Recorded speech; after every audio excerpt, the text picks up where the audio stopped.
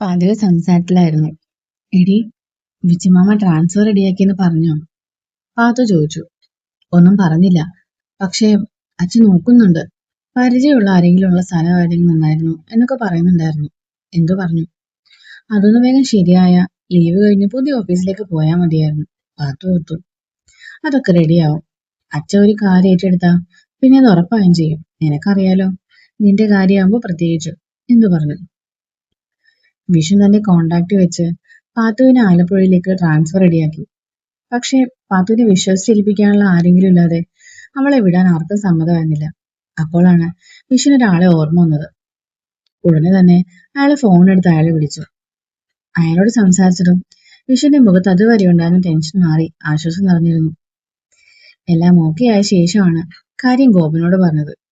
ഗോപ, നിനക്കറിയില്ലേ രാമഭദ്രനെ? എന്റെ കൂടെ പഠിച്ച നമ്മുടെ LIC ഉണ്ടായിരുന്ന രാമൻ. നമ്മളവരുടെ നാട്ടിൽ പണ്ട് പോയിട്ടുണ്ട്, വിഷൻ പറഞ്ഞു. എനിക്ക് ഓർമ്മയുണ്ട് ഏട്ടാ, രാമേട്ടൻ പിന്നെ സരിവെടുത്തി അല്ലേ?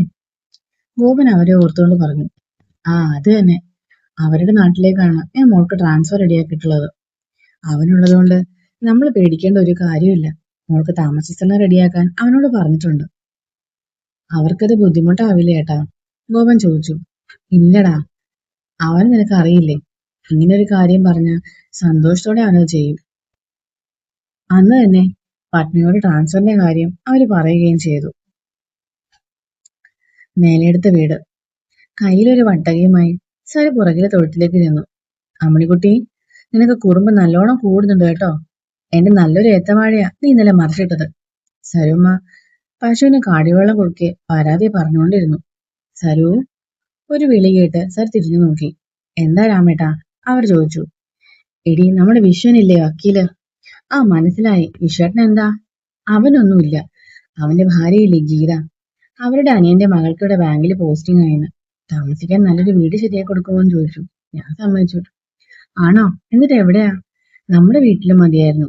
പെൺകുട്ടിയല്ലേ, വിശ്വസിച്ച് എവിടെയാ ഏൽപ്പിക്കുക? അവർ ചോദിച്ചു. നീ ആടി ഉത്തമ ഭാര്യ. ഞാൻ മനസ്സിൽ കാണുമ്പോ നീ മാനത്ത് കാണും. എന്റെ മനസ്സിലും അത് തന്നെയാ. പക്ഷെ അവനോട് ഞാൻ പറഞ്ഞില്ല. അല്ലെങ്കിൽ ചിലപ്പോ അവൻ സമ്മതിക്കില്ല.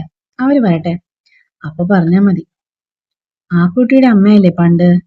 സാറ് ചോദിച്ചു. അതെ, ആ കുട്ടി തന്നെ. ആ കുട്ടിയുടെ കല്യാണം നടക്കാനിരുന്നതാണെന്ന്. പക്ഷെ കല്യാണ ദിവസം അമ്മ ഒളിച്ചോടി പോയ കുട്ടിയെ വേണ്ടെന്ന് ആ പയ്യൻ പറഞ്ഞു. അങ്ങനെ കല്യാണം മുടങ്ങി. എന്തൊരു കഷ്ടമല്ലേ? രാമൻ ചോദിച്ചു. ഈശ്വരാ, ആ കുട്ടി അത് എങ്ങനെ സഹിച്ചിട്ടുണ്ടാവും? അവർക്ക് അവരുടെ കല്യാണ ദിവസം ഓർമ്മ വന്നു. അവരുടെ കല്യാണത്തിനും ഇങ്ങനെയൊരു അനുഭവം ഉണ്ടായി. കേട്ടാനിരുന്ന ആൾക്ക് മറ്റൊരു ഇഷ്ടം ഉണ്ടായിരുന്നു എന്ന്. എല്ലാവരുടെയും മുമ്പിൽ അപമാനതയായി ഇരിക്കുകയാണ് രാമഭദ്രൻ അവരെ കല്യാണം കഴിക്കുന്നത്. അവരുടെ ഏട്ടന്റെ കൂട്ടുകാരനായിരുന്നു രാമഭദ്രൻ. കല്യാണത്തിന് വന്ന ആള് കല്യാണ ചെറുക്കനാവേണ്ടി വന്നു. പഴയ ഓർമ്മയിൽ അവരുടെ കണ്ണുകളൊന്നും നിറഞ്ഞു. തരൂ, ഇനിയും അത് ഓർത്ത് കരയാണോ നീ? നിനക്ക് നല്ലൊരു ഭർത്താവെ കിട്ടിയില്ലേ? എന്റെ എല്ലാ ഗുണങ്ങളുള്ളൊരു മോനെയും തന്നില്ലേ? ഇനി എന്തിനാ അതൊക്കെ ഓർക്കുന്നേ? രാമൻ ചോദിച്ചു. അതല്ല രാമേട്ടാ, ആ കുട്ടിയുടെ കാര്യം പറഞ്ഞപ്പോ ഓർത്തു പോയതാ. ഞാനും അനുഭവിച്ചതല്ലേ ആ അവസ്ഥ. അന്ന് പക്ഷേ എന്റെ കൂടെ എല്ലാവരും ഉണ്ടായിരുന്നു. ഇതിപ്പോ സ്വന്തം അമ്മയുടെ സ്നേഹം അനുഭവിക്കാതെ വളർന്നൊരു കുട്ടി. അവരുടെ സ്വഭാവദൂഷ്യം കൊണ്ട് അവളുടെ കല്യാണവും മുടങ്ങി. ചില സങ്കടങ്ങൾ നമുക്ക് അമ്മമാരുടെ മുന്നിൽ മാത്രമേ ഇറക്കി വെക്കാൻ പറ്റൂ രാമേട്ടാ. ആ കുട്ടി അതെങ്ങനെ സഹിച്ചിട്ടുണ്ടാവും? അവര് സങ്കടത്തോടെ പറഞ്ഞു. അതൊക്കെ കഴിഞ്ഞിട്ടിപ്പോ ആഴ്ചകളായി. ആ കുട്ടി ഇപ്പൊ ഓക്കെയാണ്. ഇനി ഓക്കെ ആയില്ലെങ്കിൽ ഇങ്ങോട്ടല്ലേ വരുന്നേ, നമുക്ക് ശരിയാക്കാന്നേ. നീ എന്തായാലും മുകള് റൂമൊന്ന് റെഡിയാക്കിയേക്ക്. നന്ദോട്ടനെ അപ്പുറത്തെ റൂം. അല്ല, അത് പറഞ്ഞപ്പോഴാ. നന്ദോട്ടൻ വിളിച്ചോ? എപ്പോഴാ സാറ് വരുന്നേ? സാറ് ചോദിച്ചു. രാവിലെ വിളിച്ചിരുന്നു. അടുത്ത ആഴ്ചയെ വരുമെന്ന്. അതങ്ങനെ ഒരു ചെക്കൻ, പോയാ പോയ വഴി. സാറ് ചിരിയോടെ പറഞ്ഞു. അവരുടെ മകന് എല്ലാ മാസവും കൂട്ടുകാരുടെ കൂടെ ഇങ്ങനൊരു യാത്ര ഉള്ളതാണ്. അത് മാത്രാണ് അമ്മയ്ക്കും അച്ഛമ്മയ്ക്കും ഉള്ളൊരു പരാതി. രാമൻ പിന്നെ നന്ദോട്ടൻ എന്ത് പറഞ്ഞാലും സമ്മതമാണ്. അച്ഛനും മകനും ബെസ്റ്റ് ഫ്രണ്ട്സ് ആണ്. ദിവസങ്ങൾ കടന്നുപോയി. പാത്തു ഇന്ന് ജോലി സ്ഥലത്തേക്ക് പോവുകയാണ്. ഗോപനും ഇന്ദുവാണ് അവളെ അങ്ങോട്ട് കൊണ്ടുപോയി ആക്കുന്നത്. വിശ്വന് പെട്ടെന്നൊരു കേസ് വന്നതുകൊണ്ട് പോവാൻ പറ്റിയില്ല. ഒറ്റയ്ക്ക് പോയിക്കോളാം എന്ന് പാത്തു പറഞ്ഞിട്ടും ആരും അതിനവളെ സമ്മതിച്ചില്ല. അങ്ങനെ എല്ലാവരോടും യാത്ര പറഞ്ഞ് അവരിറങ്ങി. വീട്ടിൽ നിന്ന് ട്രെയിനിന് പോയി വരാനാണെങ്കിൽ 2 മണിക്കൂറുള്ളെങ്കിലും ഗോപാല് കാറിനാണ് അവരെ കൊണ്ടുപോയത്. എറണാകുളത്ത് നിന്ന് 3-4 മണിക്കൂർ യാത്രയായിരുന്നു. ആലപ്പുഴ തുടങ്ങിയതും പിന്നെ ചുറ്റും നെൽപ്പാടങ്ങളൊക്കെ കാണാൻ തുടങ്ങി. പാത്തുവും ഇന്ദുവും ചുറ്റുമുള്ള കാഴ്ചകളിൽ മുഴുകിയിരുന്നു. അവരുടെ വീടും ഇതുപോലെ പാടങ്ങളുടെ അടുത്താണ്. അവർക്ക് സ്വന്തമായ നെൽപ്പാടങ്ങളൊക്കെ ഉണ്ട്. അവരുടെ മകനാണതൊക്കെ നോക്കുന്നത് എന്നാ ഏട്ടൻ പറഞ്ഞത്. ഗോപൻ അവരോട് പറഞ്ഞു.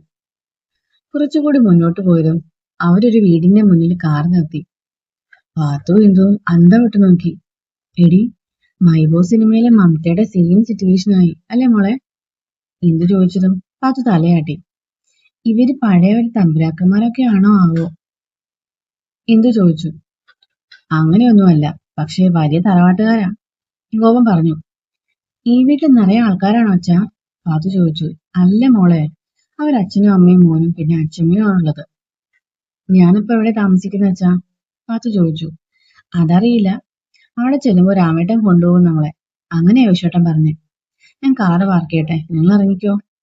ഗോപൻ പറഞ്ഞതും ഇന്ദുവും പാത്തുവും കാറിൽ നിന്ന് പുറത്തേക്ക് ഇറങ്ങി. പാത്തു പുറത്തേക്ക് ഇറങ്ങിയതും നല്ലൊരു കുളിർ കാറ്റ് അവളെ തഴുകി കടന്നുപോയി. ആ സുഖത്തില് അവളുടെ കണ്ണുകൾ അടഞ്ഞുപോയി. അവൾ വേഗം കണ്ണു തുറന്ന് അവിടെ മാകെ നോക്കി. ചുറ്റും പച്ചപ്പ് നിറഞ്ഞൊരു സ്ഥലം. എറണാകുളത്ത് തിരക്കിൽ നിന്ന് വന്നിട്ട് അവൾക്ക് ഈ സ്ഥലം ഒരുപാട് ഇഷ്ടമായി. ഇഷ്ടമായോ? ഇനി ഇവിടെ തന്നെ കൂടിയാലോ? വരണേട്ടനോടും പറയണം ഇവിടെ ഒരു വീട് വേണമെന്ന്. ഇന്ദു പാത്തുവിനോട് പറഞ്ഞു. എന്താ എല്ലാരും അവിടെ നിൽക്കുന്നത്? അകത്തേക്ക് വരുന്നില്ലേ? പരിചയമില്ലാത്തൊരു ശബ്ദം കേട്ടതും എല്ലാവരും അങ്ങോട്ട് നോക്കി. വീടിന്റെ വരാന്തയില് ആ വീട്ടിലെ എല്ലാവരും അവരെ തന്നെ നോക്കി നിന്നിരുന്നു. പാത്തു ഇന്ദുവും ചമ്മലോടെ അങ്ങോട്ട് ചെന്നു. അവരെ നോക്കി ചിരിച്ചു.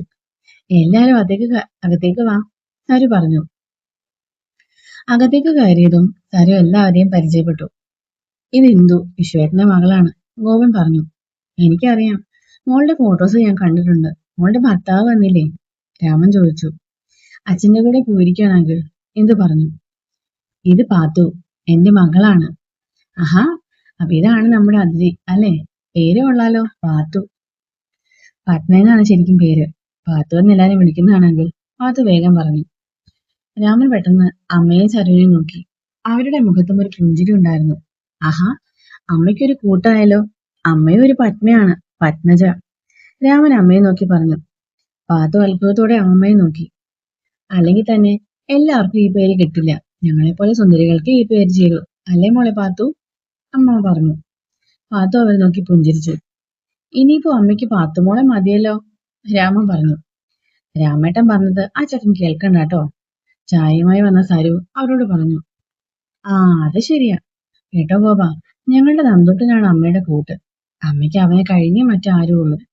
ഇനിയിപ്പോ അതിനൊക്കെ മാറ്റം വരുമോ ആവോ. ഒരേ പേരുകാരി കൂട്ട് കിട്ടിയില്ലേ, രാമൻ ചിരിയോടെ പറഞ്ഞു. ആ, അത് ചോദിക്കാൻ വിട്ടുപോയി, മോനെവിടെ കണ്ടില്ലല്ലോ, ഗോപൻ ചോദിച്ചു. അവന്റെ ഫ്രണ്ട്സുമായി ചേർന്നൊരു ഓഫീസുണ്ട് ബാംഗ്ലൂര്, അതിന്റെ ആവശ്യത്തിന് പോയതാ. ഇനിയിപ്പോ കൂട്ടുകാരുടെ കൂടെ ഒന്ന് കറങ്ങിയിട്ട് അടുത്ത ആഴ്ച വരും. അവൻ പോയതുകൊണ്ട് പാടത്തെ കാര്യങ്ങളൊക്കെ അവതാളത്തിലായി, ഗോപൻ പറഞ്ഞു.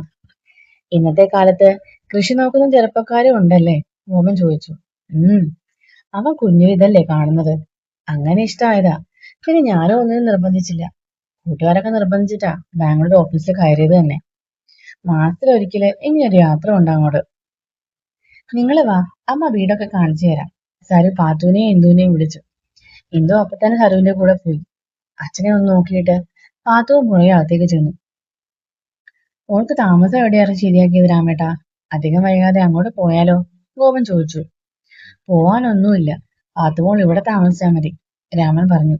അയ്യോ, അത് വേണ്ട രാമേട്ടാ. അതെന്താടോ, ഞങ്ങള് നോക്കില്ലേ മോളെ, രാമൻ ചോദിച്ചു. അതല്ല, നിങ്ങൾക്ക് ബുദ്ധിമുട്ടാവില്ലേ? ഗോപൻ ആകെ ധർമ്മസങ്കടത്തിലായി. വിഷമിക്കേണ്ട, വിഷൻ എല്ലാം പറഞ്ഞിട്ടുണ്ട്. മോൾക്ക് ഇവിടെ ഒരു കുറവും ഉണ്ടാവില്ല, രാമൻ ഉറപ്പു പറഞ്ഞു. രാമൻ നിർബന്ധിച്ചതും ഗോപന് സമ്മതിക്കാതെ തരയില്ലായിരുന്നു. സരു ഇന്ദുവിനെയും പാത്തുവിനെയും വീടൊക്കെ കാണിച്ചു കൊടുത്തു. പാത്തുമോൾക്ക് ഇഷ്ടായോ വീട്, അവർ ചോദിച്ചു. ഒരുപാട് ഇഷ്ടായ ആന്റി, അവൾ പറഞ്ഞു. അവർ ഒരു മുറി തുറന്ന് അകത്തേക്ക് കയറി. ഇതാണ് മോളുടെ മുറി, ഇഷ്ടായോ? സരു ചോദിച്ചത് കേട്ട് പാത്തു ഇന്ദു അന്തം വിട്ടു. അല്ല ആന്റി, താമസം ഇവിടെയാണോ, ഇന്ദു ചോദിച്ചു. അതേലോ, ഞങ്ങൾക്കൊരു മോളെ കിട്ടുമ്പോ വേറെ എവിടെയാ താമസിപ്പിക്കുക, ഇവിടെ നിന്നാ മതി, സരു പറഞ്ഞു. പാത്തു അവരെ നോക്കി പകച്ചു നിന്നു. അവർ താഴേക്ക് എന്നതും അവൾ അച്ഛൻ്റെ അടുത്തേക്ക് ചെന്നു. സരു അത് നോക്കി നിന്നു. ആ അച്ഛനും മകളും തമ്മിലുള്ള അടുപ്പം അവർക്ക് മനസ്സിലായി. ഞാൻ ഇവിടെയാണ് താമസിക്കുന്നത് പറഞ്ഞു വെച്ചാ പാത്തു അച്ഛനോട് പറഞ്ഞു. രാമേട്ടൻ പറഞ്ഞു മോളെ. മോൾക്ക് സമ്മതമല്ലേ? ഗോപൻ ചോദിച്ചു. അവൾ എല്ലാവരെയും നോക്കി. എന്ത് സമ്മതം പറയാൻ അവളെ നോക്കി പേടിപ്പിച്ചു. സമ്മതമാണ്, പാത്തു പതുക്കെ പറഞ്ഞു.